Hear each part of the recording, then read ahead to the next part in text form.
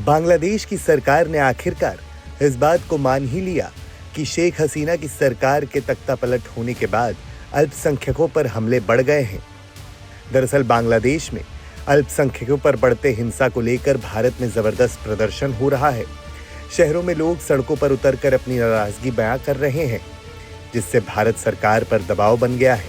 ऐसे में भारत सरकार की सख्ती के बाद बांग्लादेश ने भारत के लगाए गए आरोपों को कबूला है।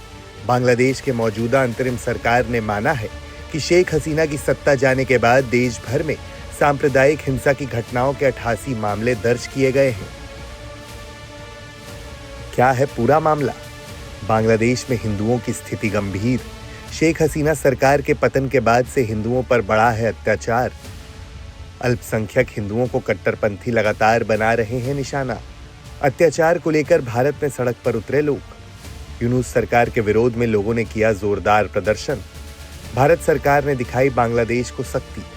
भारत की घुड़की के बाद बांग्लादेश ने माने सारे आरोप। यूनुस सरकार ने बांग्लादेश में हो रहे हिंसा का दिया ब्यौरा। अंतरिम सरकार के प्रमुख मोहम्मद यूनुस के प्रेस सचिव शफीकुल आलम ने बताया कि सांप्रदायिक हिंसा की 88 घटनाओं में 70 लोगों को गिरफ्तार किया गया है।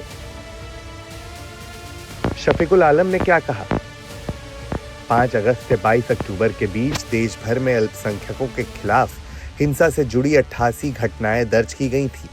घटनाओं और गिरफ्तारियों की संख्या बढ़ने की संभावना है, क्योंकि कई और भी इलाकों में नई घटनाएं सामने आई हैं। कुछ मामले ऐसे भी हो सकते हैं जिनमें पीड़ित हसीना की पार्टी अवामी लीग से जुड़े हों।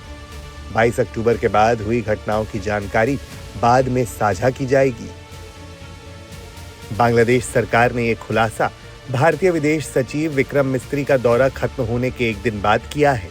ऐसा इसलिए क्योंकि शेख हसीना के तख्तापलट के बाद पहली बार ढाका पहुंचे भारतीय विदेश सचिव विक्रम मिस्त्री ने बांग्लादेश सरकार के सामने हिंदुओं पर हमलों का मुद्दा उठाया था। बता दें कि बांग्लादेश में 5 अगस्त को शेख हसीना की सरकार का तख्तापलट हो गया था। उसके बाद से ही वहां अल्पसंख्यकों, खासकर हिंदुओं के खिलाफ अत्याचार बढ़ गए थे। हिंदुओं पर हो रही हिंसा पर भारत ने कई बार चिंता जताई थी। हालांकि बांग्लादेश सरकार ये कहकर अपना पल्ला झाड़ लेती कि हिंदुओं को उनकी आस्था के कारण निशाना नहीं बनाया जा रहा है, लेकिन हालात इतने बिगड़ गए कि भारत की घुड़की के बाद बांग्लादेश को कबूलनामा देना पड़ा।